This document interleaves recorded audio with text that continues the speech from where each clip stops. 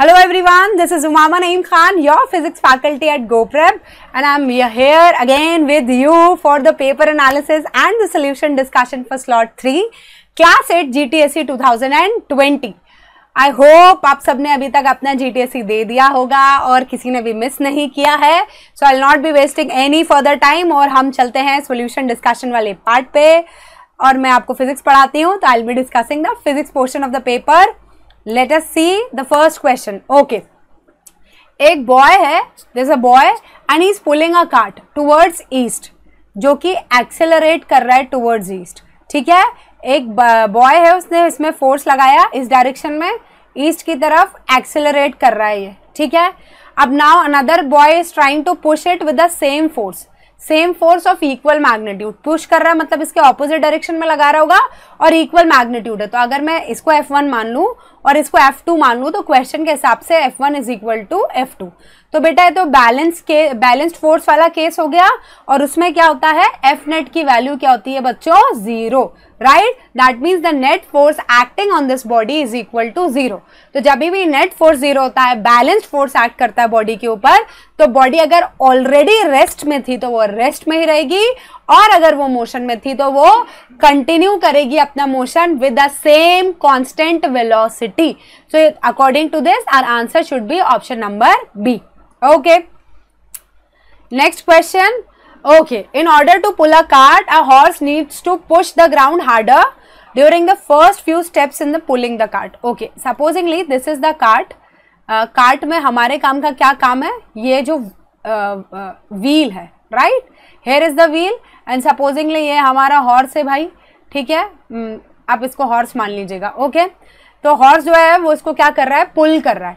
तो बेटा क्या होता है, कार्ट किस पे खड़ा हुआ है, on what body cart is actually standing, on the wheels. Right, so initial first steps का मतलब क्या है, cart is already at rest और आपको उसको किस में लेकर आना है, मोशन में, है ना. तो रेस्ट का मतलब बेटा उस पर कौन सा फ्रिक्शन लग रहा होगा, स्टैटिक. और जब वो मोशन में आएगा and since it is a wheel, तो उस पर कौन सा लगेगा बेटा, friction, that is rolling friction. Okay, in case of static friction when the body is at rest, बच्चों इंटरलॉकिंग ज्यादा होती है तो स्टैटिक फ्रिक्शन ज्यादा होता है. But when the body starts rolling over the other body, तो उसमें इंटरलॉकिंग उतनी ज्यादा हो ही नहीं पाती, इसलिए रोलिंग फ्रिक्शन की वैल्यू क्या होती है, कम. तो यहाँ पे इनिशियली ज्यादा पुश क्यों करना पड़ रहा है, to overcome the static friction. लेकिन बाद में क्या हुआ, रोलिंग फ्रिक्शन है और उसकी वैल्यू बहुत कम है, तो हमें इतना ज्यादा मेहनत नहीं करनी पड़ेगी कार्ट को धकाने के लिए. हमें नहीं, मतलब ये जो हॉर्स भाई साहब हैं इनको मेहनत नहीं करनी पड़ेगी. रीजन क्या है, rolling friction is less than static friction, या हम ऐसा बोल सकते हैं static friction is greater than rolling friction. That is your option number A. Moving on to the next question. Okay, there is an object and it is placed at a distance of 0.5 meter from the plane mirror. Suppose this is the mirror and here is the object. Okay, ये object है, तो बच्चों इसकी image कहाँ बनेगी, यहाँ बनेगी. Why? Because in case of plane mirror, जितना डिस्टेंस ऑब्जेक्ट का होता है उतना ही डिस्टेंस किसका होता है, इमेज का. क्वेश्चन में आपसे पूछा जा रहा है ऑब्जेक्ट और इमेज के बीच का डिस्टेंस कितना होगा, तो 0.5 कितना बना, 1 meter. That is option number B. Okay, next question.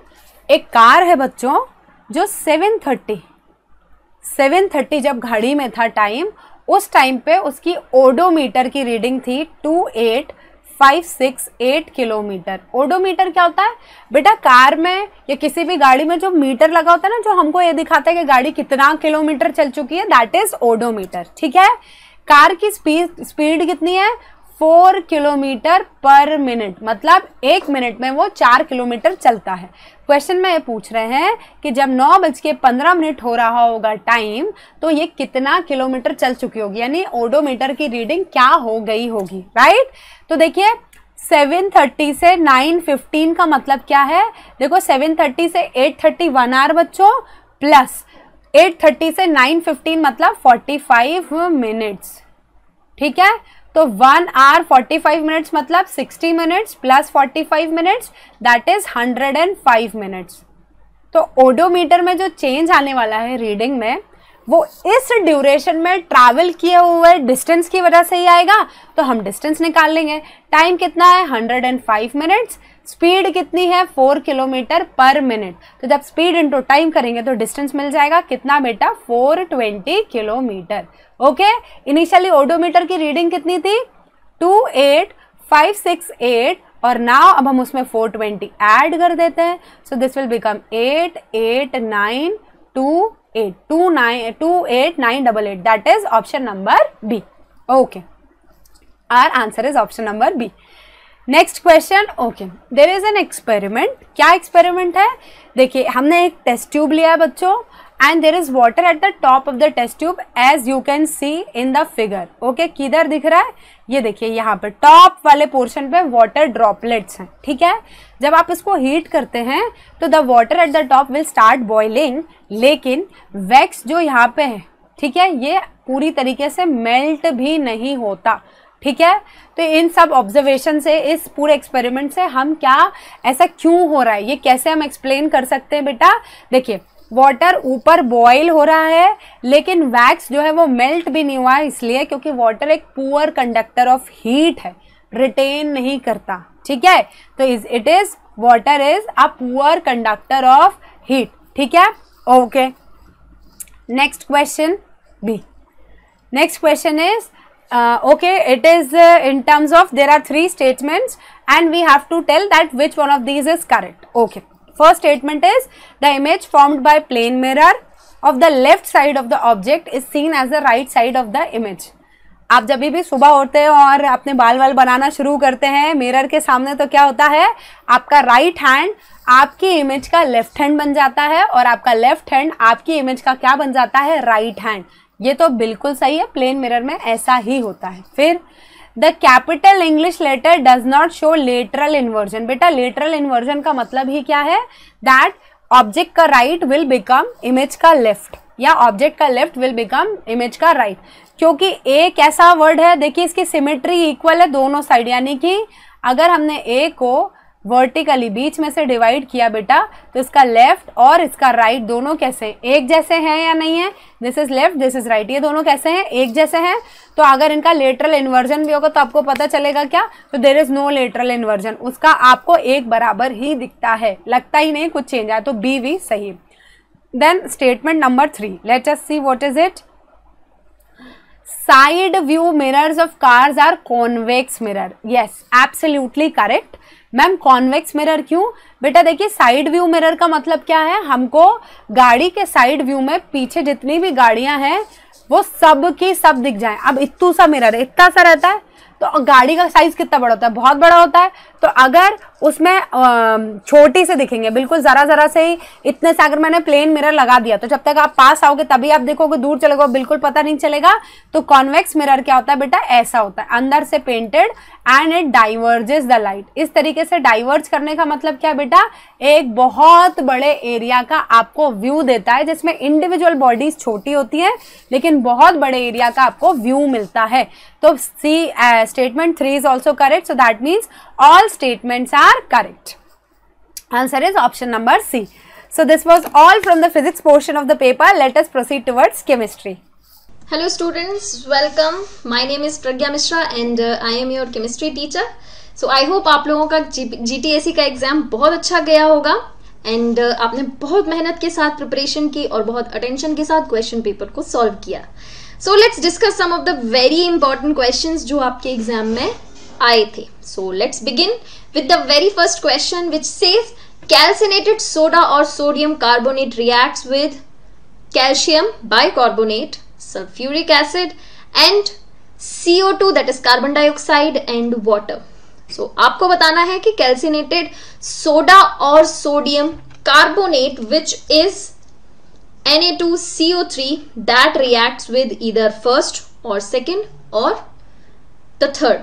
So dear students, very important thing about that, sodium carbonate reacts with all these 3 chemicals and these are the reactions, like it reacts with calcium bicarbonate to give calcium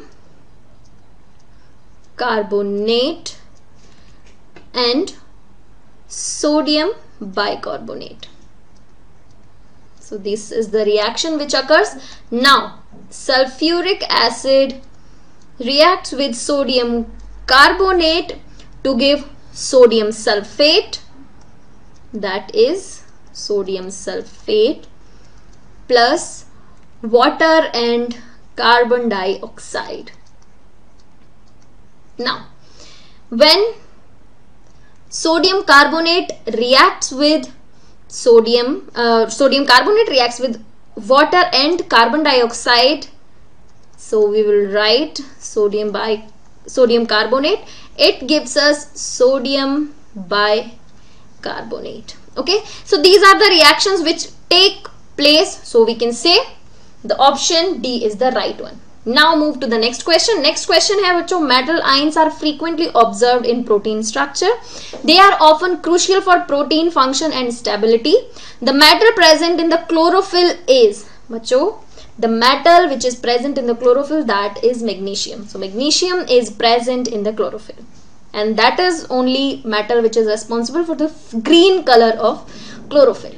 Now what do we observe on pouring a drop of lemon on red and blue litmus paper? बच्चों बहुत important concept है आपका acid and bases का, that their effect on litmus paper. So acid,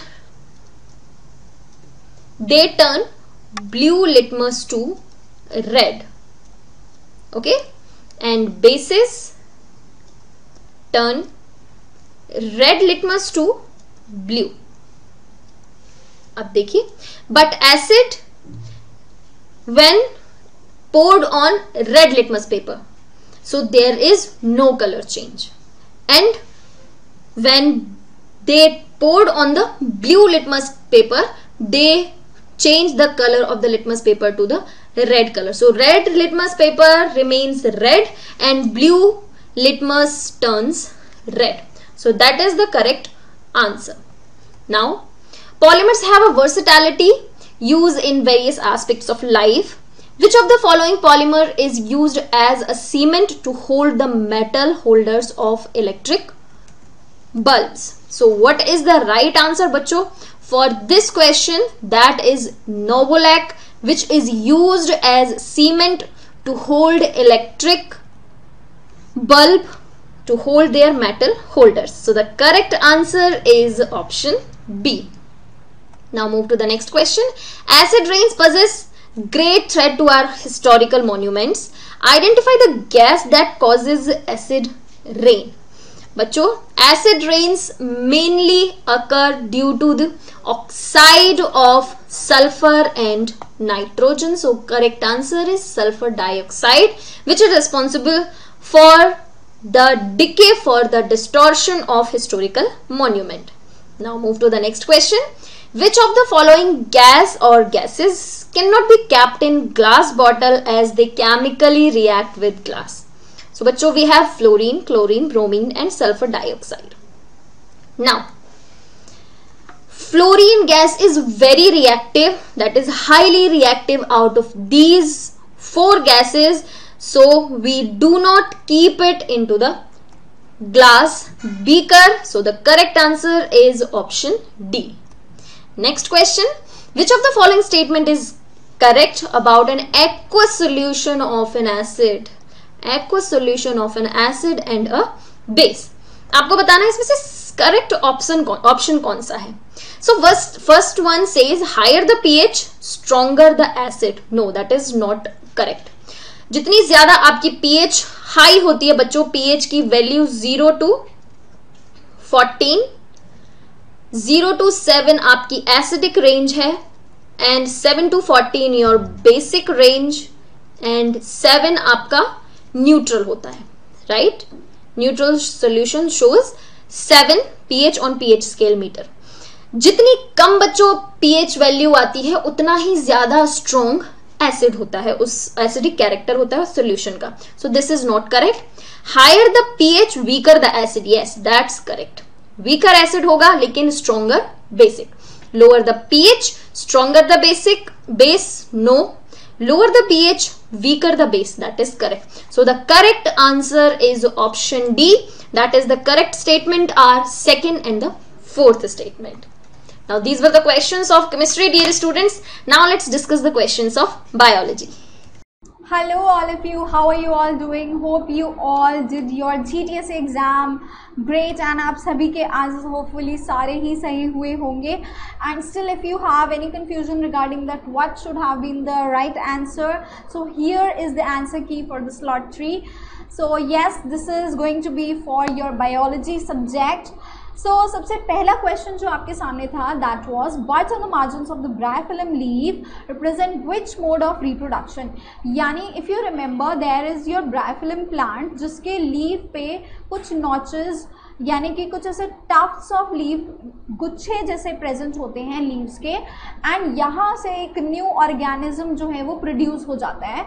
so yes this is a kind of vegetative propagation because ये plant के vegetative part से reproduction हो रहा है.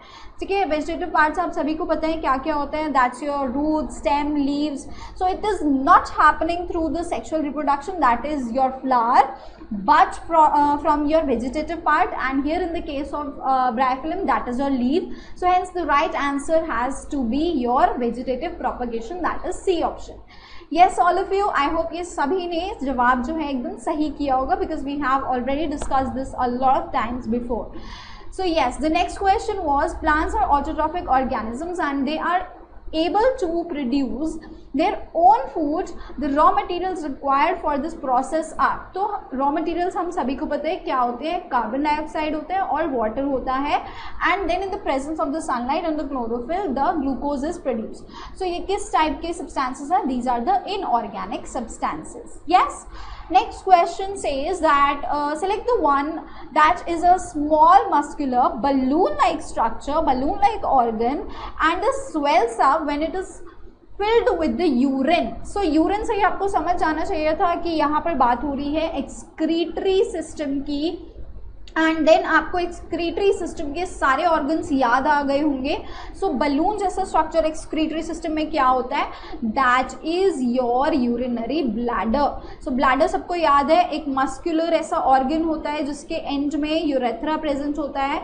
So yes, it is connected with your ureters जहाँ पर आके यूरिन फिल हो जाता है एंड यूरिन फिल वहाँ and it is like filled up and fill up होने की वजह से ही ये स्वेल अप भी हो जाता है because of the presence of the urine there and it shrinks in size again after urine has been emptied out. So we all know कि यहाँ से जब यूरिन एम्प्टीड आउट हो जाता है यानी कि एक्सक्रीशन हो जाता है तो उसके बाद ये दोबारा से अपने ओरिजिनल पोजीशन पे श्रिंक हो जाता है. तो the right answer is your urinary bladder.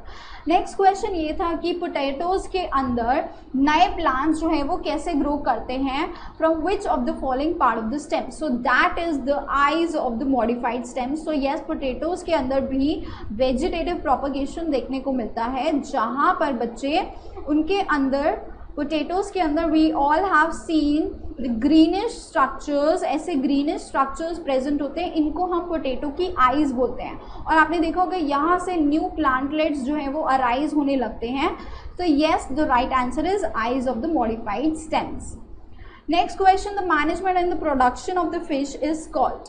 सो इसमें इस पर्टिकुलर ऑप्शन के अंदर आपको पता होगा कि एपीकल्चर तो है, the culturing of your honey बीज, तो ये तो ऑप्शन नहीं हो सकता. येस, हनी बीज नहीं हो सकता. Sericulture is for your silk worms, ये भी नहीं हो सकता. तो जो आपको कन्फ्यूजन हुआ होगा शायद से एक्वा कल्चर और पिसिकल्चर में आपको कन्फ्यूजन हो सकता है, but the right answer is pisciculture because pisciculture comes from the word piscine and that means your fishes. Yes, piscine का मतलब होता है फिशेस. सो यहाँ पर कल्चरिंग होती है, मैनेजमेंट एंड प्रोडक्शन होता है सिर्फ और सिर्फ फिशेस का. बट जब हम एक्वाकल्चर की बात आती है उसमें सारे aquatic plants, animals, algae, fungi सब कुछ आ जाता है. येस, सो एक्वाकल्चर नहीं हो सकता because specifically we were talking about fishes. So yes, the correct answer is pisciculture. Yes all of you. और आपके सामने अगला जो क्वेश्चन था दैट वाज राइजोबियम बैक्टीरिया जो है वो नाइट्रोजन फिक्सेशन करता है। ये बताना था कि where are they found, like वो किसी प्लांट के नोड्यूल्स में प्रेजेंट होते हैं। ये हमें सबको पता था कि that is the root of your leguminous plant. So leguminous plants जितने भी होते हैं, जितने भी लेग्यूम्स होते हैं, उनके प्लांट की रूट्स के अंदर ये राइजोबियम बैक्टीरिया हार्बर करते हैं और एटमॉस्फेरिक नाइट्रोजन को फिक्स करके प्लांट्स के लिए काम को आसान बनाते हैं। Yes, all right. And the next question he is nuclear envelope is in continuation with. जो बच्चे आपका न्यूक्लियर एनवेलप होता है, ठीक है, न्यूक्लियर एनवेलप जो होता है वो किसके साथ कॉन्टिन्यूएशन में होते हैं। So now if you remember the diagram of your cell, so cell की जो न्यूक्लियर मेम्ब्रेन होती है यहाँ से ही आउटग्रोथ्स निकल आती हैं और इस पर्टिकुलर स्ट्रक्चर को, इस मेम्ब्रेन की जो आउटग्रोथ्स निकली हुई है, इस पर्टिकुलर स्ट्रक्चर को हम बोलते हैं ER, that is your endoplasmic reticulum. And specifically it is your ribosomal endoplasmic reticulum, because ये वाले जो पर्टिकुलर स्ट्रक्चर्स होते हैं इन सभी पे राइबोसोम्स लगे होते हैं। सो यस, इसका सही जो जवाब था that was rough endoplasmic reticulum. Yes, alright. So I hope आप सभी ने इसी तरह क्वेश्चंस को अटेम्प्ट किया होगा एंड आई रियली होप आप सभी का GTSE एग्जाम का जो भी रिजल्ट आने वाला है वो बहुत ही अच्छा हो। So yes, till then meet you next time, bye bye, take care all of you, tata. Hello guys, तो कैसा रहा आपका GTSE exam? Please let me know in the comment section. कितना अच्छा करा, कितनों का लगा नहीं अच्छा नहीं हुआ है, जल्दी कमेंट सेक्शन में मुझे बता दीजिएगा। जिनका नहीं अच्छा हुआ कोई नहीं, एटलीस्ट मेहनत तो करी, और जिनका अच्छा हुआ बहुत ही बढ़िया बात है। चलिए, तो अब अपने मैथ्स और एप्टीट्यूड वाले पार्ट पे आते हैं। पहले चलते हैं मैथ्स। ठीक, फर्स्ट क्वेश्चन गाइस, क्या दिया हुआ है फर्स्ट क्वेश्चन में? अच्छा, इसका आंसर था D, मतलब 12। अब कैसे आया 12 देखते हैं। क्या दिया हुआ है? ABCD रोम्बस दिया हुआ है। क्या होता है रोम्बस गाइस? जिसकी चारों साइड्स इक्वल होती हैं। और रोम्बस और स्क्वायर में क्या फर्क होता है कि जिसके स्क्वायर में क्या होता है, 90 डिग्री होता है एंगल्स, लेकिन रोम्बस में नहीं होते हैं। ठीक, चलिए गाइस, तो फिर अब ये हो गया, ABCD दिया हुआ है अपना, ठीक है। उसके आगे क्या दिया हुआ है? जिसके डायगोनल्स इंटरसेक्ट करते हैं O पे, ठीक है, O पे डायगोनल्स इंटरसेक्ट कर रहे हैं। अब याद है एक प्रॉपर्टी कि रोम्बस के डायगोनल्स एक दूसरे को बाइसेक्ट करते हैं 90 डिग्री में, है ना। Diagonals of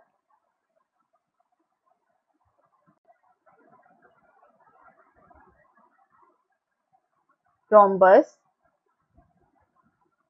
bisect each other at 90 degree. क्या हुआ इसका मतलब? इसका मतलब हुआ कि OD OB के इक्वल हो गया और OA OC के इक्वल हो गया। तो लिख सकते हैं हम OB is equals to OD और OA is equals to OC। चलिए देखते हैं अब क्या क्या दिया हुआ है। AB दिया हुआ है 10 सेंटीमीटर, अच्छा, और BD दिया हुआ है 16 सेंटीमीटर। BD 16 सेंटीमीटर दिया हुआ है, इसका मतलब इसका आधा कर दोगे, ये 8 होगा, ये 8 होगा, तो क्या आ गया हमारे पास? OB is equals to OD is equals to 16 centimetre आ गया। ठीक है गाइस, और सिंस ये 90 डिग्री पे बाइसेक्ट करते हैं तो एंगल AOB क्या आ गया? 90 डिग्री आ गया। ठीक है, अब हमें क्या निकालना है? हमें AC की लेंथ निकालनी है। ठीक है, अब इस वाले ट्रायंगल में, ट्रायंगल AOB में, AOB की बात हो रही है, ये एंगल 90 डिग्री है। ठीक है, अपना हाइपोटेन्यूज दिया हुआ है और एक साइड दी है। पाइथागोरस थ्योरम लगा सकते हैं गाइस इसमें, तो चलिए लगाते हैं। इन ट्रायंगल ABC क्या हो जाएगा? क्या होता है पाइथागोरस थ्योरम? हाइपोटेन्यूज का square is equals to side 1 square plus side 2 square. तो क्या आ जाएगा? AB square plus is equals to OA square plus OB square. ठीक, अब क्या है AB स्क्वायर? क्या हो जाएगा? जब हम यहाँ पे 10 डालेंगे 100 आएगा, OA स्क्वायर वैसे का वैसा ही रहेगा, और प्लस क्या हो जाएगा अपना 64 हो जाएगा। तो OA स्क्वायर क्या आ गया हमारा? 36। OA क्या आ गया हमारा? 6 आ गया, 6 सेंटीमीटर आ गया गाइस। -6 तो ले नहीं सकते, लेंथ कभी भी नेगेटिव में नहीं होती। ठीक, अब हमें क्या निकालना है? हमें AC निकालना है। तो AC क्या होगा? ट्वाइस ऑफ OA होगा। ठीक है ना गाइस। तो ये क्या आ जाएगा 2 into 6 which is equals to 12 centimeter. So our answer is D which is 12 centimeter. ठीक है गाइस, चले आगे। ठीक है,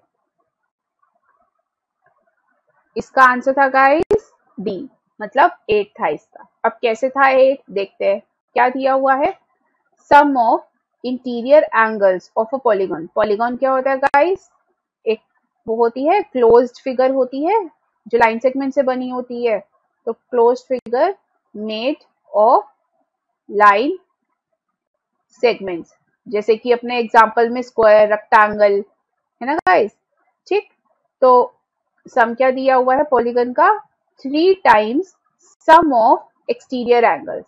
Now you take any polygon, whether it is a square, whether it is a rectangle, whether it is a triangle.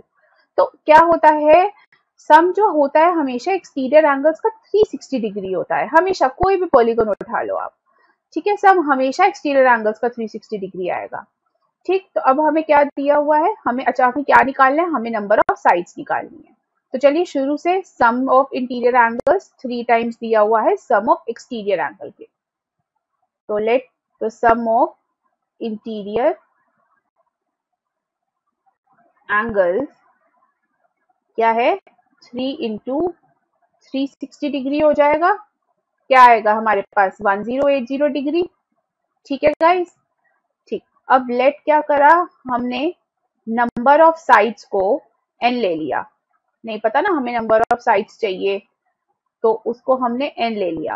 अब क्या formula use करते हैं हम, जब हमारे पास सम इंटीरियर एंगल्स का दिया होता है, ठीक है ना, याद है जैसे ट्रायंगल की एंगल सम प्रॉपर्टी होती है, वैसे ही अब पॉलीगन अभी हमें पता तो है नहीं कौन सा है, तो उसका जब सम ऑफ इंटीरियर एंगल्स दिया हुआ है हमारे पास और लेट हमने साइड्स को n लिया, तो क्या लगता है हमारा, ऐसा कुछ होता है, n-2 into 180 degree is equals to क्या होगा, सम होगा, तो ये आ जाएगा। तो n-2 किसके इक्वल हो जाएगा, ये नीचे डिनोमिनेटर में लेके चले गए हम, 180 हो गया, क्या आ गया 6 आ गया, ये n क्या आ गया अपना 8 आ गया। ठीक गाइस, आंसर डी हो गया। ठीक है गाइस, चलिए अगले पे चलते हैं। इसका आंसर था गाइस बी। अब कैसे था बी, चलिए देखिए, डिवाइड करना है 184 को 2 पार्ट्स में। 184 दिया है, इसको 2 पार्ट्स में करना है। तो एक पार्ट x हो गया, दूसरा क्या होगा, 184 माइनस x होगा। एक छोटा सा एग्जांपल लेके समझाती हूँ जिनको नहीं समझ में आया। सपोज 5 है, 5 को हमें 2 पार्ट्स में डिवाइड करना है, एक 2 है तो दूसरा क्या होगा 3 होगा ना। कैसे निकाला हमने ये, 5 माइनस 2 किया तब 3 आया हमारे पास। तो ऐसे ही अगर एक पार्ट हमारा x है तो दूसरा पार्ट क्या होगा, 184 माइनस x होगा गाइस। ठीक है, चलिए आगे क्या दिया है, सच दैट 1/3 ऑफ 1 पार्ट, जो 1/3 है एक पार्ट का, फर्स्ट पार्ट क्या था x था, तो इसका 1/3 एक्सीड करता है। एक्सीड मतलब क्या गाइस, बड़ा होता है, ठीक है, ग्रेटर होता है। तो ग्रेटर है, ग्रेटर वाले में क्या करते हैं, माइनस का साइन। 1/7 ऑफ अनदर पार्ट से, तो 1/7 ऑफ अनदर पार्ट कितना हो गया, ये हो गया। ठीक है, ये करता है इसको कितने पे, कितने से एक्सीड करता है, 8 से एक्सीड करता है। ठीक है, चलिए ये 8 हो गया। ठीक, अब चलिए इसका फिर करते हैं इसको आगे सॉल्व। तो क्या होगा हमारा,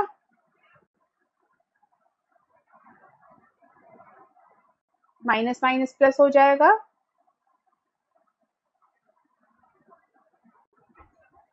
क्या आ जाएगा गाइस, x वाला हमारा 7 हो गया और ये हम यहाँ पे ले आए अपना, ठीक है ना, ये हम इधर ले आए, तो माइनस था, यहाँ पे आके ये क्या हो गया, प्लस हो गया। ये 7 है गाइस, इसको 4 मत समझ लेना। चलिए ठीक है, आगे वाला नीचे करते हैं। ठीक, यहाँ पे क्या आ जाएगा, ये आ जाएगा अपना 21। ठीक है, तो ये हो जाएगा 7x plus 3x is equals to क्या आ गया 7, और यहाँ पे क्या आया हमारा 56 प्लस 184।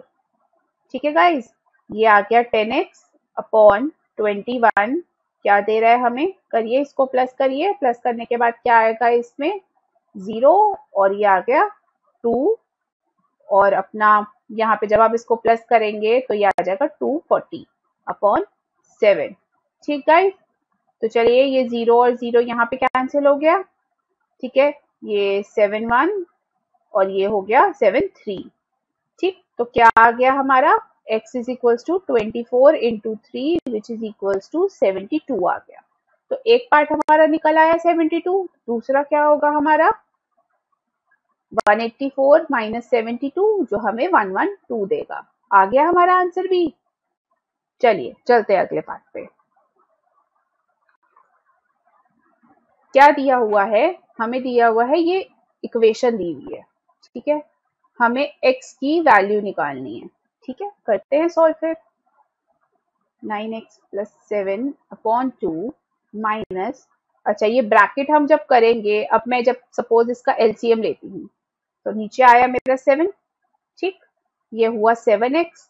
अब यहाँ पे ये माइनस है ना, ये माइनस है यहाँ पे, तो माइनस x हो जाएगा और प्लस 2 हो जाएगा यहाँ पे, इज इक्वल्स टू क्या आ जाएगा 36 आ जाएगा। तो ये हो गया 9x प्लस 7/2 माइनस क्या आ गया यहाँ पे 6x प्लस 2/7 हो गया, इज इक्वल्स टू क्या आ गया 36 आ गया। ठीक है गाइस, चलिए अब आगे क्या करेंगे हम, आगे हम इसका एलसीएम ले लेंगे। तो 7 और 2 का क्या एलसीएम आया 14 आया। तो ये आ गया हमारा 7 9x plus 7 minus 2 6x plus 2 आ गया, इज इक्वल्स टू क्या आया 36 आया। ठीक है गाइस, तो क्या हो गया हमारा,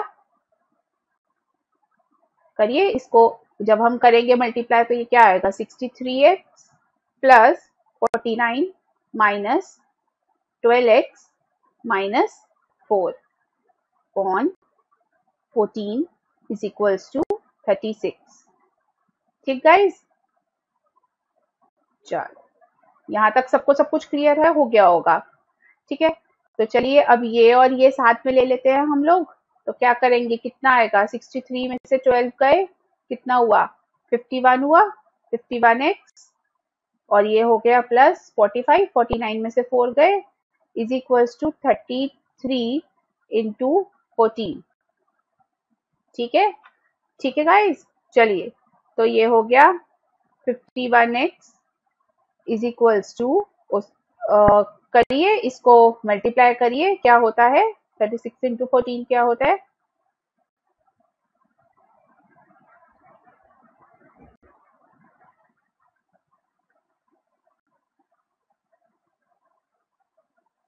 क्या आ रहा है 504 आ रहा है। तो 504 और माइनस 45 हो गया, तो 51x किसके इक्वल आ गया 459 के इक्वल आ गया।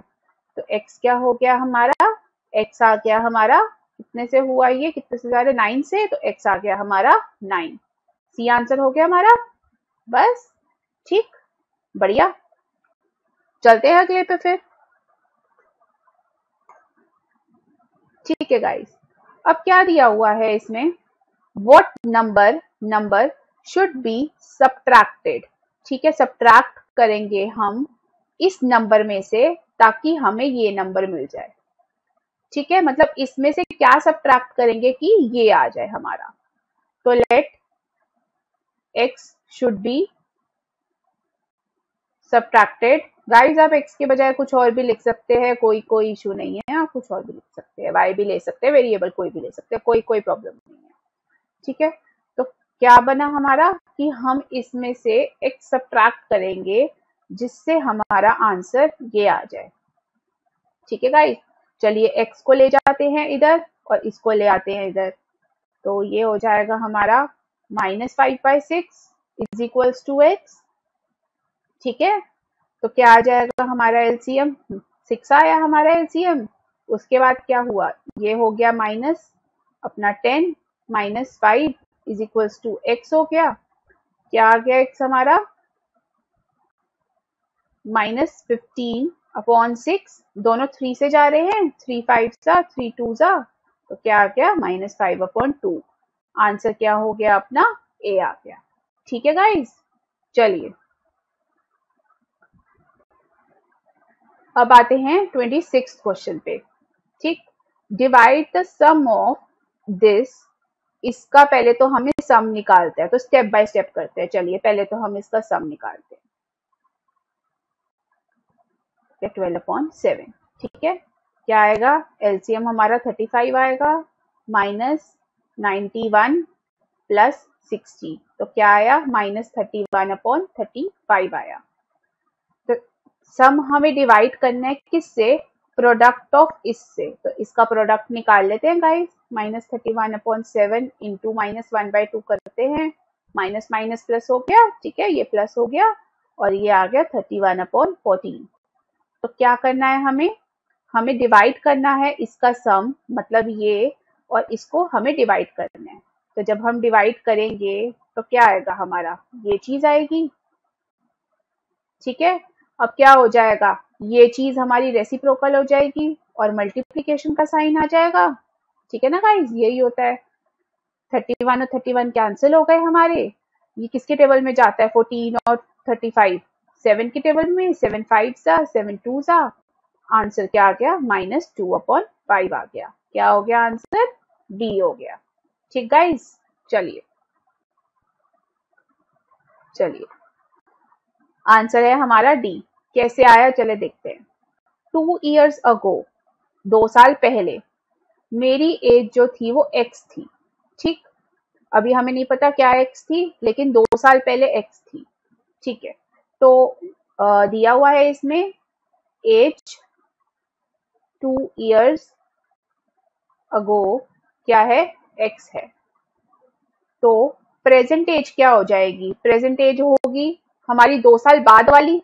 ठीक है ना, मतलब जो 2 साल पहले मैं देखूंगी तो मेरी 2 साल बाद क्या होएगी? x+2 होएगी। ठीक है ना, 2 साल पहले, अगर सपोज 2 साल पहले मेरी 15 एज थी, ठीक है, तो 2 साल के बाद क्या होएगी? 15 + 2 हो जाएगी, 17 आ जाएगा। ठीक है, तो x+2 हो गई। तो अब हमें क्या निकालनी है कि 5 years ago, 5 साल पहले मेरी एज क्या थी। ठीक है, अब 5 साल पहले की एज निकाल रहे हैं हम, तो माइनस करेंगे। तो एज 5 years ago क्या होएगी गाइस? हमारी क्या हो जाएगी? x+2 -5, तो क्या आ जाएगा?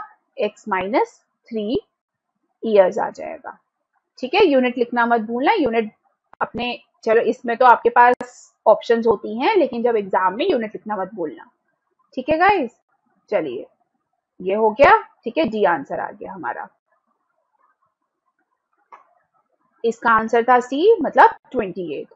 चलिए देखते हैं कैसे। सम of 3 consecutive multiples of 7 is 63। तो कॉन्जिक्यूटिव का मतलब क्या होता है? जो साथ साथ में होते हैं। ठीक है, और मल्टीपल्स का मतलब क्या होता है? जो जैसे 7 का मल्टीपल है तो मतलब उसके टेबल में आते हैं। टेबल्स पता है ना सबको, 7 का टेबल, तो उससे डिवाइड, मतलब बेसिकली एक तरीके से डिविजिबल होते हैं 7 से। ठीक है, तो उनका जो सम दिया है वो 63 दिया है। तो ले लेते हैं। Let 3 consecutive multiples of 7 be x - 7 हो गया एक तो। ठीक, एक x हो गया और एक x+7 हो गया। ठीक है गाइस, अब इनका जो सम दिया हुआ है, सम का मतलब क्या हुआ कि x - 7 plus x plus x+7 जो हुआ वो 63 के इक्वल दिया हुआ है। ठीक है, बस 7 से 7 कैंसिल हो गया, 3x = 63 हो गया, x क्या आ गया? 21 आ गया। ठीक है, तो अब हमें क्या निकालना है? लार्जेस्ट निकालना है। पहले तो तीनों निकाल लेते हैं। x - 7 क्या हुआ? 21 - 7, तो आ गया 14। x तो अपना 21 ही है, और x+7 क्या हो जाएगा? 21 + 7 विच इज इक्वल्स टू 28। ठीक गाइस, सी आंसर आ गया। बढ़िया, ये तो इजी था बहुत। चलिए इसका आंसर भी क्या है? सी ही है। देखते हैं कैसे। देखिए क्या दिया हुआ है, 2 साइड्स दी हुई है ट्रायंगल की 4 और 8। ठीक है, सपोज हमारा ये ट्रायंगल है, एक 4 dV है और एक 8 dV है। तो हमें बताना है बेस्ट डिस्क्राइब कैसे करोगे आप इस थर्ड साइड को। अब हमने वो लॉजिक नहीं पढ़ा हुआ था कि एक होता था कि सम ऑफ टू साइड्स इज या should be greater than third side. ठीक है, ये पढ़ा था ना, इनइक्वालिटी का था ये कि ऐसे होता है ट्रायंगल्स में। ठीक है गाइस, तो अच्छा अब इसमें ये दिया हुआ है, तो सबसे पहली चीज देखिए, और क्या होता है कि difference of two sides should, और क्या कह सकते हैं, will give us the minimum length of third side. मतलब क्या हुआ कि हमारी जो थर्ड साइड होएगी ना, जो भी हमारी थर्ड साइड आएगी वो क्या होनी चाहिए, एक तो वो छोटी होनी चाहिए जो दोनों साइड्स दी हुई है उसके सम से, और बड़ी होएगी किससे, दोनों साइड्स के डिफरेंस से। ठीक है, मतलब मिनिमम एज इन मतलब मिनिमम से बेसिकली एक बारी बड़ी ही होएगी, मिनिमम भी होगी तब भी नहीं आएगा, ग्रेटर होएगी मिनिमम से। ठीक है गाइस, तो डिफरेंस क्या हो जाएगा इसका, 8 - 4 हो गया थर्ड साइड, और सम क्या हो गया 8 + 4 हो गया। तो यहाँ तो 4 आ गया, ये थर्ड साइड आ गई और ये 12 आ गया। ठीक है गाइस, तो आंसर क्या हो जाएगा अपना, आंसर हमारा सी हो जाएगा। तो सी इज द आंसर। ठीक है गाइस, ये एक बारी मैं फिर से समझा देती हूँ कि डिफरेंस जो होगा वो हमें मिनिमम मतलब बड़ा देगा, जो हमारा डिफरेंस करके आएगा वो हमारा ग्रेटर, उससे हमारी जो साइड होगी थर्ड साइड होगी वो बड़ी ही होगी। ठीक है गाइस, चलिए आगे क्या दिया हुआ है, स्टेटमेंट्स ए और बी दी हुई है हमारे पास। ठीक है, ए क्या दी हुई है कि अगर दो लाइंस आपस में इंटरसेक्ट करती है, ठीक है, दो लाइंस आपस में इंटरसेक्ट करी तो वर्टिकली ऑपोजिट एंगल्स इक्वल होते हैं। वर्टिकली ऑपोजिट कौन से हुए, एक ये हुआ और एक ये हुआ, और ये हुए और ये हो गए, ये तो इक्वल होते हैं। ठीक है, तो ये वाली तो अपनी ट्रू हो गई। ठीक, दूसरी क्या दी हुई है, if a transversal intersect two other lines, अगर कोई एक ट्रांसवर्सल है, कोई दो लाइंस दी हुई है, ठीक है, हमारे पास एक ट्रांसवर्सल उसको इंटरसेक्ट कर रही है, तो सम ऑफ टू इंटीरियर एंगल्स, अब ये वाले एक तो इंटीरियर एंगल्स बना रही है और एक ये बना रही है। ठीक है, तो सम दो इंटीरियर एंगल्स का सेम साइड ऑफ ट्रांसवर्सल पे क्या होगा, 180 डिग्री होगा। मतलब अगर ये एंगल 1 है और ये एंगल 2 है, तो एंगल 1 + एंगल 2 जो होगा वो 180 डिग्री के इक्वल होगा। ठीक है, अच्छा ये हमेशा होगा, नहीं बिल्कुल भी नहीं, ये तो तभी होगा जब हमारी जो दोनों साइड्स होंगी वो पैरेलल होंगी। जब पैरेलल होंगी ही नहीं तो सम 180 डिग्री आने का कोई मतलब ही नहीं बनता। तो ये हो गई अपनी फॉल्स। तो कौन सा आ गया, A is true, B is false. ठीक है गाइस, चलिए 31 भी कुछ ऐसा ही क्वेश्चन है, ट्रू फॉल्स वाला। देखिए क्या दिया हुआ है स्टेटमेंट 1 में कि to supplementary angles, supplementary angles कौन से एंगल्स होते हैं, जिनका जो सम होता है वो 180 डिग्री होता है। ठीक है guys, are always obtuse angles. अच्छा अगर मैं इनको सपोज ऑब्ट्यूज एंगल्स लेती हूँ, मैं 150 लेती हूँ, ऑब्ट्यूज तो 90 से बड़ा होता है तो चलो मैं 100 ही ले लेती हूँ। ठीक है, इनका सम तो 250 डिग्री आ रहा है, बड़ा आ रहा है ना 180 डिग्री से, तो ये स्टेटमेंट हमारी फॉल्स हो गई, ऐसा नहीं होगा। ठीक है, आगे क्या दिया हुआ है कि नेक्स्ट स्टेटमेंट में क्या दिया हुआ है, a linear pair, linear pair पता है ना, लीनियर पेयर ऐसा होता है, ठीक है ना, दिस एंड दिस एंगल का सम जो होता है वो 180 डिग्री होता है। ठीक है, may have two acute angles, इसमें दो acute angles बोल रहे हैं। ठीक है, acute angles जो होते हैं 90 से छोटे होते हैं, तो चलिए मैं यहाँ 60 ले लेती हूँ और यहाँ 70 ले लेती हूँ। अगर मैं 60 डिग्री प्लस 70 डिग्री करूंगी तो क्या आएगा, 130 डिग्री आएगा मेरा। ये तो छोटा हो गया, 180 से कहाँ 180 आया, नहीं आया ना 180 के इक्वल, तो मतलब ये भी मेरा फॉल्स हो गया। तो दोनों ही फॉल्स हो गई, तो आंसर क्या आ गया, डी आ गया। ठीक गाइस, चलिए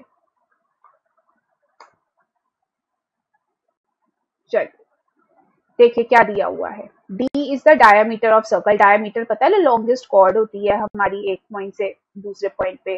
ठीक, चलिए तो D हमारे पास डायमीटर दिया हुआ है, तो लिख लेते हैं हम। डायमीटर जो हो गया वो D हो गया। हमें ratio of area to circumference निकालना है। ठीक है, डायमीटर से रेडियस कैसे निकालते हैं, क्या होता है रेडियस, डायमीटर अपॉन 2 होता है, तो D अपॉन 2 हो गया। अब हमें किसका रेशो निकालना है, एरिया टू सर्कमफ्रेंस, मतलब एरिया अपॉन सर्कमफ्रेंस। ठीक है, एरिया क्या होता है, पाई आर स्क्वायर होता है, और सर्कमफ्रेंस होता है 2 पाई आर। पाई से पाई कैंसिल, आर से एक आर कैंसिल, तो क्या बचा, आर अपॉन 2 बचा। आर क्या दिया हुआ है, डी अपॉन 2 दिया हुआ है, तो क्या आ जाएगा, डी अपॉन 2 जो हो जाएगा डी अपॉन 4। तो क्या आ गया आंसर, डी आ गया। ये तो बढ़िया, तो बहुत ही सिंपल था। ठीक गाइस, चलिए आंसर क्या है इसका, 30 डिग्री है। चलिए देखते हैं कैसे 30 डिग्री है। क्या दिया हुआ है, if the difference between two complementary angles. Complementary angles कौन से एंगल्स होते हैं, जिनका सम जो होता है वो 90 डिग्री के इक्वल होता है। तो दोनों का दो एंगल्स है जो कॉम्प्लीमेंट्री हैं, उनका डिफरेंस 30 डिग्री दिया हुआ है। ठीक है, 90 में से दो एंगल्स हैं, तो एक एक्स हो गया, तो दूसरा क्या आ जाएगा, 90 माइनस एक्स हो जाएगा। ठीक है गाइस, अब इन दोनों का जो डिफरेंस दिया हुआ है, ठीक है, इसमें हम लेट सपोज करेंगे कि हमारा x जो है बड़ा है इससे, तो ये है 30 डिग्री के इक्वल। तो x minus 90 degree plus x हमारा क्या हो गया, 30 डिग्री हो गया, तो 2x हमारा 120 डिग्री आ गया, उससे x क्या आ गया, 60 डिग्री आ गया। तो एक तो 60 हो गया हमारा, दूसरा क्या होगा हमारा 90 डिग्री माइनस x, जो होगा 90 डिग्री माइनस 60 डिग्री, क्या देगा, 30 डिग्री देगा। ठीक, अब हमें निकालना है कि स्मॉलर एंगल कौन सा होगा। ये 30 है ना स्मॉलर 60 से, वैसे भी हमने इसको स्मॉलर लिया था, तो क्या आ गया, 30 डिग्री आ गया। ठीक है, ए आंसर हो गया। चलिए क्वेश्चन नंबर 34 पे आते हैं। P if P is the perimeter of parallelogram. हमारे पास पैरेललोग्राम दिया हुआ है गाइस। ठीक, अगर P इसका पेरीमीटर है, अब पेरीमीटर कैसे निकालते हैं पैरेललोग्राम का, क्या होता है, जो हम जैसे रेक्टेंगल के केस में लेते हैं वही तो होता है, बस इसमें हम क्या करते हैं 2 इंटू ये कर लेते हैं साइड 1 प्लस साइड 2। ठीक, क्या हो जाएगा, एक साइड दी हुई है हमारी ये, तो ये हो गया हमारा 2.5 plus 2 which is equal to 2 into 4.5, जो हमें 9 मीटर देगा। ठीक है, अब आगे चलते। अब ऐसा मत कर लेना ये दोनों में 9 दिया हुआ है तो ये होगा, आपको कैसे पता, अभी एरिया तो निकाला ही नहीं, तो जल्दबाजी नहीं करनी होती गाइस। चलिए ठीक है, आगे अब ए जो है वो हमारा एरिया दिया हुआ है, निकालते हैं एरिया। एरिया क्या होता है, एरिया होता है ना बेस इंटू हाइट। अब पैरेललोग्राम में दो बेस होते हैं, ठीक है, एक ये बेस होता है या फिर ये कह लो, ठीक, दोनों सेम है ये तो, और एक ये वाला या फिर ये कह लो, ठीक है, तो दो बेस होते हैं। अब हाइट जो है हमें इस वाले बेस के कॉरेस्पॉन्डिंग दी हुई है, ये चीज दी हुई है ना हमारे पास, तो हम ये वाले इसको और इसको लेके निकालेंगे अपना एरिया। तो क्या हो जाएगा 2.5 इंटू 1.8 हो जाएगा, जो हमें क्या देगा 4.50 मीटर स्क्वायर। ठीक है गाइस, आंसर हो गया हमारा क्या, बी। चलिए प्रोबेबिलिटी का क्वेश्चन, चलिए देखिए। In a bag there are 5 red balls. 5 red balls दी हुई हैं, 3 ब्लैक बॉल्स दी हुई हैं और कुछ ब्लू बॉल्स दी हुई हैं जो हमें नहीं पता कि क्या है। ठीक है, लिख लेते हैं टोटल बॉल्स, जिसमें से 5 जो है वो है हमारी रेड, ठीक, 3 हमारी है ब्लैक और कुछ जो हमें नहीं पता जिसको हम x ले लेते हैं, x है ब्लू बॉल्स हमारे पास। तो टोटल कितनी हो गई हमारी, x प्लस 8 बॉल्स हो गई हमारी। ठीक है गाइस, तो अगर अब परसेंटेज जो है हमारी ब्लैक बॉल्स की वो 30% है, तो क्या हो जाएगा, ब्लैक कितनी थी, 3 थी, इसका मतलब 3/x प्लस 8 जो दी हुई है वो 30% दी हुई है हमारे पास। ठीक है, तो क्या करेंगे हम, परसेंटेज वो करेंगे अपनी, खोलेंगे, इंटू 100 कर देंगे यहाँ पे। ठीक है ना, ये अपॉन 100 में जाके ऐसे हो जाएगा ना ये guys, 3/x plus 8 is equals to 30/100। ठीक, इसको 100 में ले गए, ये आ गया हमारा 30, 0 से 0 हो गया, 3 से ये हो गया, तो x plus 8 is equals to 10 आया, x आ गया हमारे पास 2, तो नंबर ऑफ ब्लू बॉल्स क्या हो गई, 10 आ गई। ठीक गाइस, चलिए इसका आंसर था ए। कैसे देखते हैं, देखिए दिया हुआ है, इफ द सेलिंग प्राइस, अगर एसपी पता है ना जिस प्राइस पे हम बेचते हैं, is n times the cost price, जिस प्राइस पे हम खरीदते हैं उसके n टाइम्स है, तो हमें क्या निकालना है, प्रॉफिट परसेंट निकालना।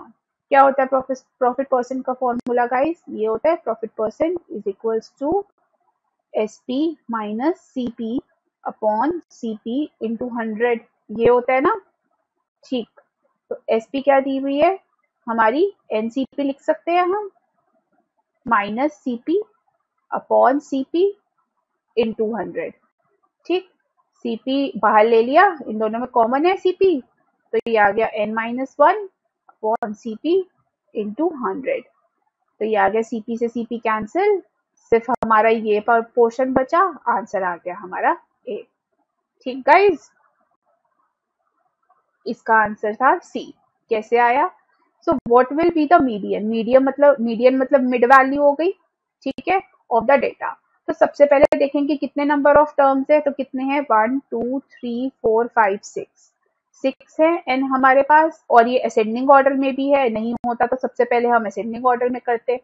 तो एन दिया हुआ है 6, मतलब दिया हुआ है इवन, तो इवन के टाइम पे मीडियन का क्या फॉर्मूला होता था, हाफ, क्या होता था, n/2 प्लस n/2 प्लस वर्ग ऑब्जर्वेशन, मतलब कि क्या हुआ, n क्या है हमारा 6 है, इसका मतलब हुआ हाफ ऑफ 6/2 कितनी हुई, थर्ड, और 6/2 3 प्लस 1 करोगे तो फोर्थ, तो मतलब थर्ड और फोर्थ जो ऑब्जर्वेशन है उसको प्लस करके अपॉन 2 करेंगे तो हमारा क्या मीडियन आ जाएगा। तो हाफ क्या है, थर्ड 166 है, तो 166 प्लस फोर्थ कौन सी है, 168 आ गया।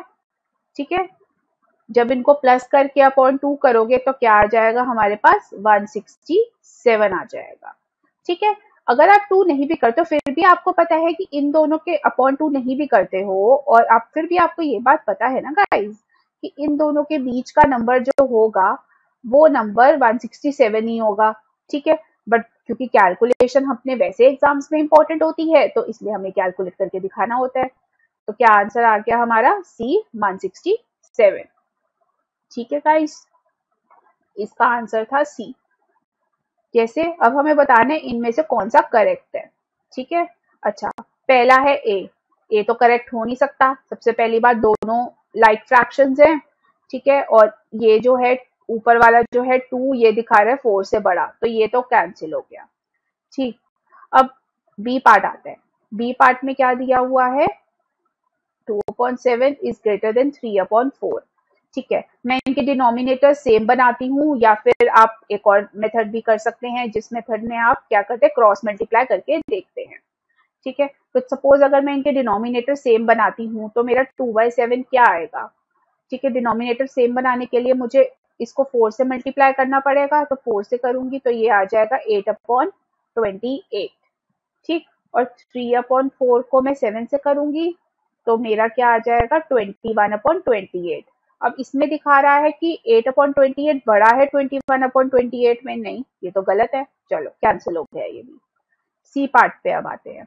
सी पार्ट में यही दिया हुआ है और इसमें ग्रेटर साइन दिया हुआ है, बढ़िया अपना बिल्कुल सही, 21/28 बड़ा ही तो होता है क्या कहते हैं 8/28 से, तो बस ये हमारा सही हो गया, आंसर सी आ गया। ठीक, इसका आंसर था डी। कैसे अब देखते हैं। Find the area of equilateral triangle. Equilateral triangle कौन सा ट्रायंगल होता है जिसकी ऑल साइड्स इक्वल होती हैं, all sides are equal. Okay guys, and the side is given to be 1.6 centimetre.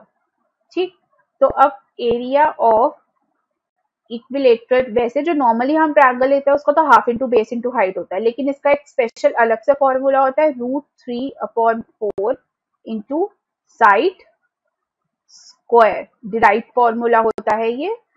सो ये क्या होगा, इंटू 1.6 का स्क्वायर हो जाएगा, क्या आ जाएगा, √3/4 इंटू 1.6 इंटू 1.6। ठीक है, ये कैंसिल हो गया, ये 0.4 आ गया, क्या आ गया हमारा 0.64 √3 सेंटीमीटर स्क्वायर। ठीक गाइस, डी आ गया हमारा आंसर, सीधा सीधा फॉर्मूला लगाया बस हमने, इसका था बी। ठीक, क्या दिया हुआ है, 10 crore is equals to how many million. ठीक है, तो सबसे पहले तो हम क्या करेंगे, हम ना 10 करोड़ लिख लेंगे। ठीक है, 10 एंड देन उसके बाद करोड़ का कर लिया। ठीक है, ठीक है गाइस, इसके बाद हम 1 मिलियन लिख लेंगे। 1 मिलियन 10 लाख के इक्वल होता है। अब क्या करेंगे, इनको ना डिवाइड कर देंगे, डिवाइड करने पे देखते हैं कितने जीरो कट रहे हैं। ठीक, तो क्या आ रहा है, 100 आ रहा है। बेसिकली क्या है कि कितने मिलियन बना के, कितना मिलियन हम जब करेंगे कि हमें 10 करोड़ मिले, मतलब हमारा 100 मिलियन जब हम करेंगे तो हमारे 10 करोड़ बनेंगे। ठीक, ठीक है गाइस, चलिए बढ़िया, आंसर था अपना, क्या था आंसर, डी, सॉरी बी। ठीक गाइस, चलिए अब आते हैं अपने एप्टीट्यूड वाले सेक्शन पे, चलिए देखते हैं। इसका आंसर सी था। कैसे था, Sunny told pointing to a lady, Sunny ने लेडी पे पॉइंट किया। ठीक है, सनी है हमारे पास और ये लेडी है। ठीक है, उसने इस लेडी पे पॉइंट किया और ये बोला कि इसकी जो डॉटर है, ठीक, इनकी जो डॉटर है वो मेरी डॉटर की आंट है। ठीक है, मतलब सनी की भी कोई डॉटर होगी। ठीक, तो इन दोनों में आंट का रिलेशन है। ठीक है, इसका मतलब क्या हुआ कि ये दोनों, सनी और जो लेडी की डॉटर है, वो दोनों क्या हो गए, सिबलिंग्स हो गए, ब्रदर सिस्टर हो गए। ठीक, तो क्या होगी, जो लेडी होएगी वो इसकी भी तो मम्मी होगी। ठीक है ना, lady will be mom of Sunny. So Sunny और लेडी में क्या रिलेशन हुआ, मदर का रिलेशन हुआ, तो सी हमारा आंसर हो गया। ठीक गाइस, ठीक है, 42 पे आते हैं। क्या दिया हुआ है, 26:5 और ये प्रोपोर्शनेट का यहाँ पे दिया हुआ है 65 रेशो, यहाँ पे हमें निकालना है क्या। अब आप इसमें रिलेशन देखिए, क्या रिलेशन है 26 और 5 में। 26 जो होता है वो 5 स्क्वायर प्लस 1 होता है।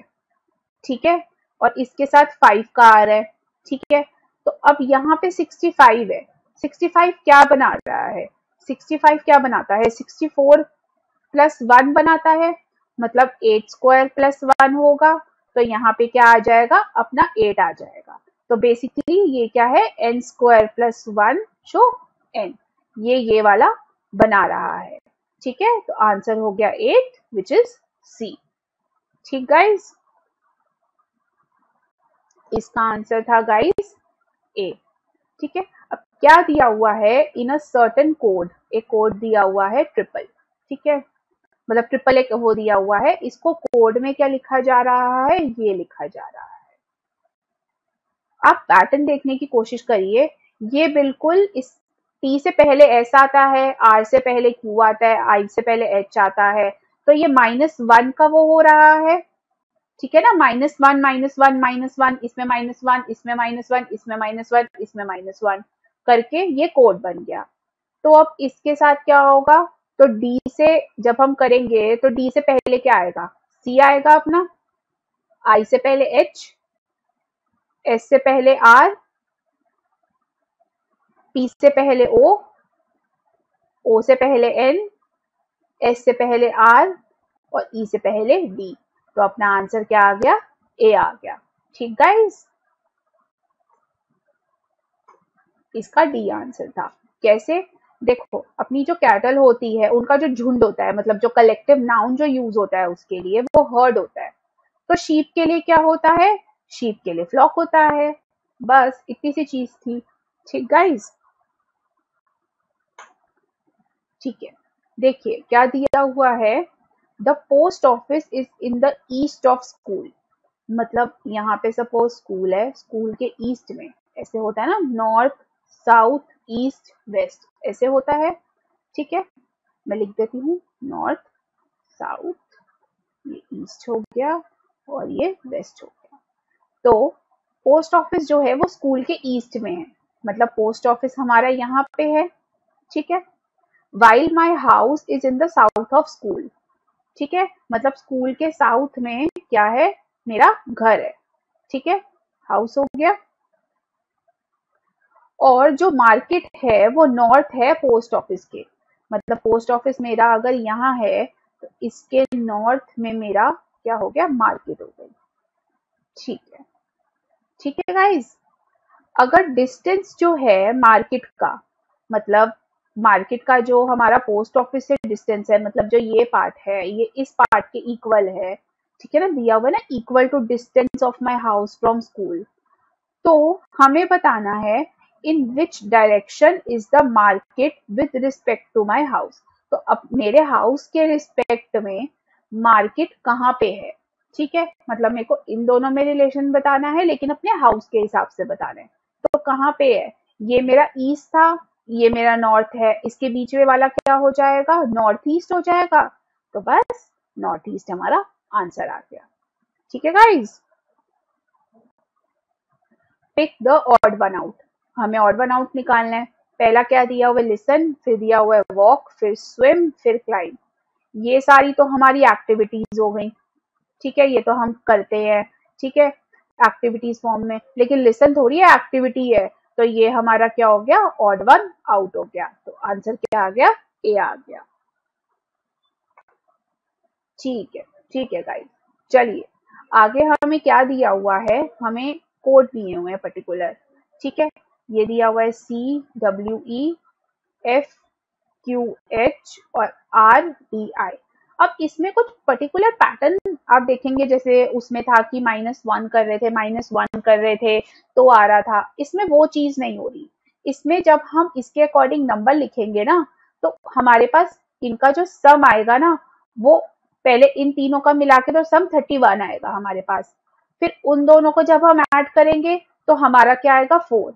ठीक है, तो हम क्या करेंगे, पहले तो हम इन तीनों को अलग अलग लिखेंगे। ठीक है, जैसे ये थर्ड है, ये कुछ है, ये कुछ है, तो पहले वो लिखेंगे। ठीक है, और उन जो तीनों का सम आएगा वो हमारा 31 आएगा। फिर हम क्या करेंगे, 3+1 कर देंगे। 3+1 करने पे क्या आएगा, 4 आएगा। सेम इसके लिए भी ऐसा होगा, इसके लिए भी ऐसा होगा। तो ये ऐसा पैटर्न फॉलो कर रहा है अब। ठीक है गाइस, तो अब हमें इनमें से जब हम MCL लेंगे तो हमारा इसका मतलब 31 नहीं आएगा। MCO ले रहे हैं तो हमारा 31 आ रहा है, जिसको प्लस करके हम 4 लिख रहे हैं। तो बस, और अगर हमारा इन केस 31 नहीं भी आता, ठीक है, अगर सपोज 31 1% को नहीं भी आता हमारा, तो हमारा आंसर हम अगर 4 आ जाएगा तब भी कोई इशू नहीं है, तब भी एकदम बढ़िया है। तो आंसर क्या हो गया हमारा, बी हो गया। ठीक गाइस,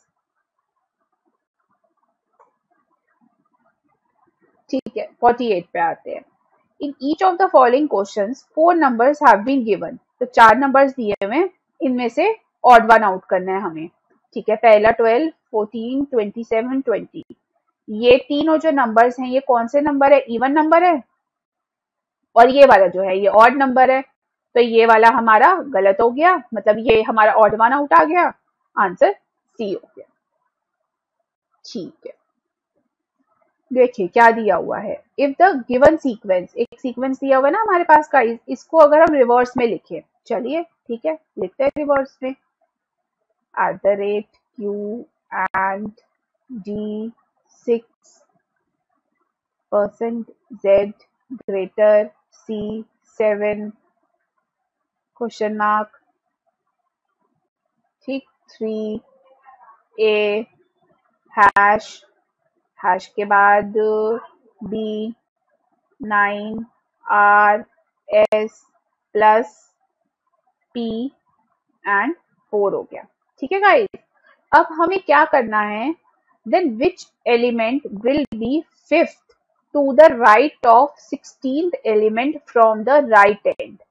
राइट एंड हमारा ये वाला पार्ट है, ठीक है, ये वाला पार्ट है राइट एंड, तो यहां से पहले तो 16 काउंट करते हैं, 1 2 3 4 5 6 7 8 9 10 11 12 13 14 15 और ये 16, 16 नंबर पे तो 6 आ गया। अब इस 16 से हमें फिफ्थ टू द राइट जाना है, राइट इस साइड है तो चलते हैं 1, ओके ये तो 6 आ गया, 1 2 3 4 6 टू द राइट, ठीक है, ओके 1 2 3 4 और ये आ गया हमारा क्या 5 आ गया, ठीक है गाइस, ठीक है, फिफ्थ हो गया हमारा, सी आ गया, ठीक है। Last question guys, in a given language shirt is trousers, shirt जो है वो ट्राउजर्स दिए हुए हैं, और ट्राउजर्स जो है वो सॉक्स हैं, सॉक्स जो है वो स्टॉकिंग्स हैं, और स्टॉकिंग्स जो है वो वेस्ट दी हुई है। तो अब लेडी को क्या खरीदना है, लेडी को स्टॉकिंग्स खरीदनी है, तो क्या डिमांड करेगी वो, स्टॉकिंग्स किसके इक्वल था, वेस्ट के इक्वल थी, तो वो वेस्ट डिमांड कर रही है, इसका मतलब तो आंसर हमारा डी हुआ। आई होप आप सबके अच्छे हुए होंगे, सबने अपने मेहनत से बस किया होगा, बस great going guys, thank you.